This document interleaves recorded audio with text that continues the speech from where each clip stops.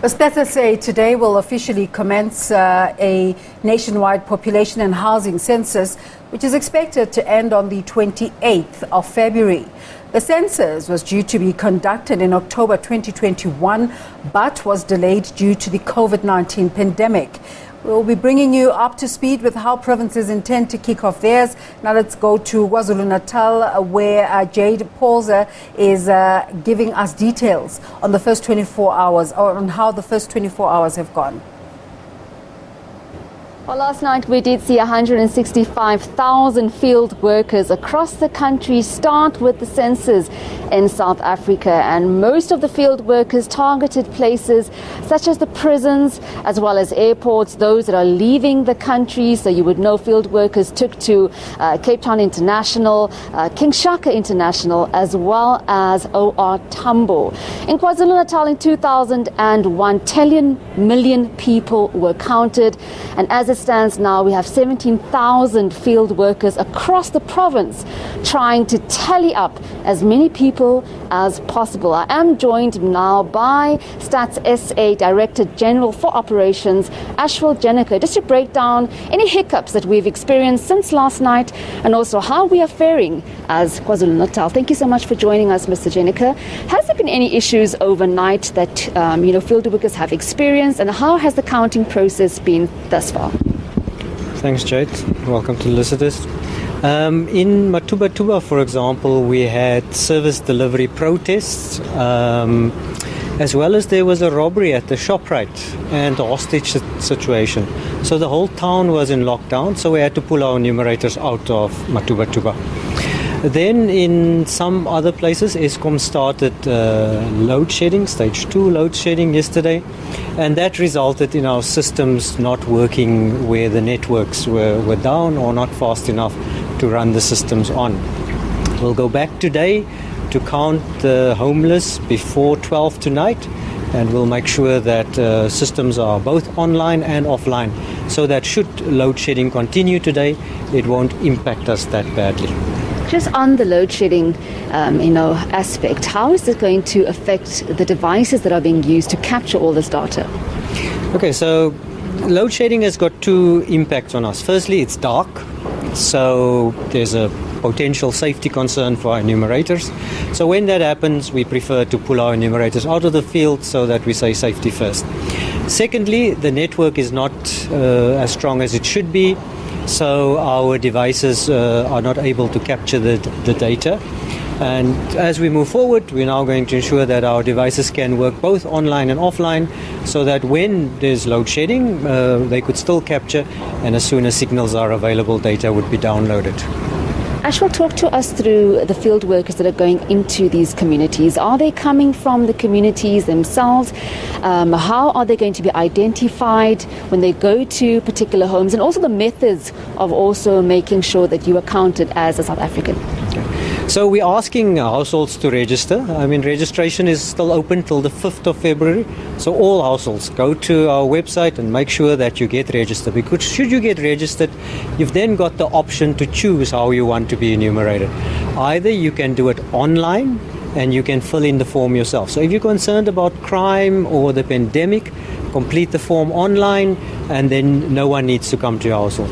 Alternatively, when you register, you can also choose that someone from Stats SA phones you. And in that way, you also don't need to have anyone coming to your household. If you want to, someone can come to your household, and they'll follow all the COVID protocols that's there to make sure that our households is safe for enumeration.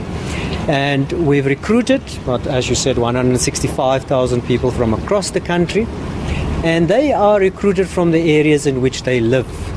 So that helps again with crime, because you would know the person walking in your area, and secondly, he speaks the same languages, and then we don't have problems with translation and things like that. I was just about to ask on that language issue. We have 11 official languages in the country, and how are we going to make sure that even in those far-flung areas, such as Kwa Zulu-Natal, was a very large province, how are people going to be able to be captured there, and also how will field workers make their way? But you have said that those people are coming from those communities. The aspect of language, the importance of also having that with regards to capturing the different people that we have across our province.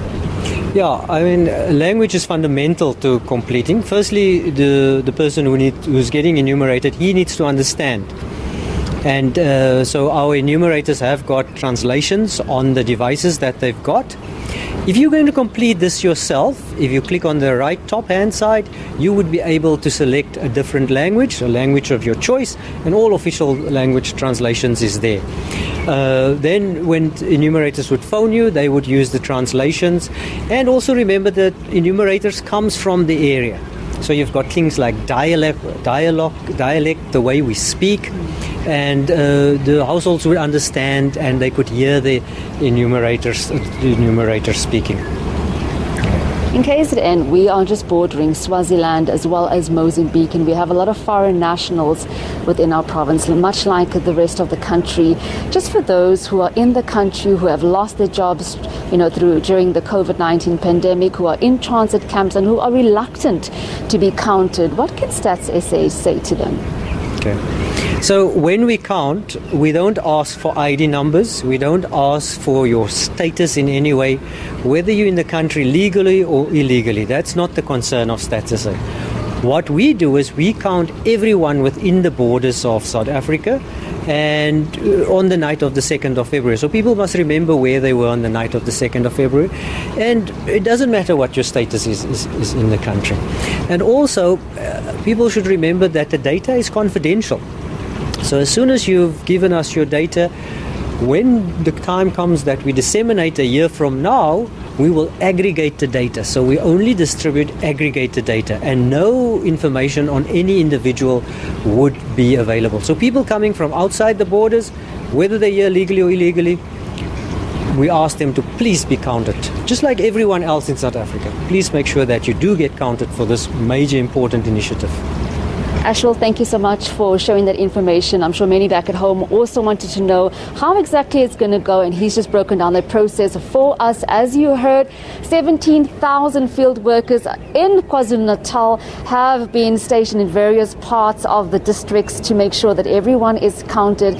There was a hostage situation in Matuba. Load shedding also affected some of the counting that happened in the rural parts of, or northern rural parts of Kwa Zulu-Natal. But field workers are heading back there to make sure that those people get counted. Also urging the foreign nationals, those that are in the country who do not have documentation, to not be reluctant but to get counted. It is an anonymous process, as you heard Ashwell Jenica saying there, and saying that this is just to assist government with regards to how much needs to be done or still needs to be done in the country in terms of building schools, infrastructure, and just aiding the country with more facilities. So make sure that you get registered before the 5th of February. There are several ways to do it online. You can also wait for a field worker to come to your home, and also ensure that you make your mark and get counted in the process. That's SA. And with that, it's back to you in studio.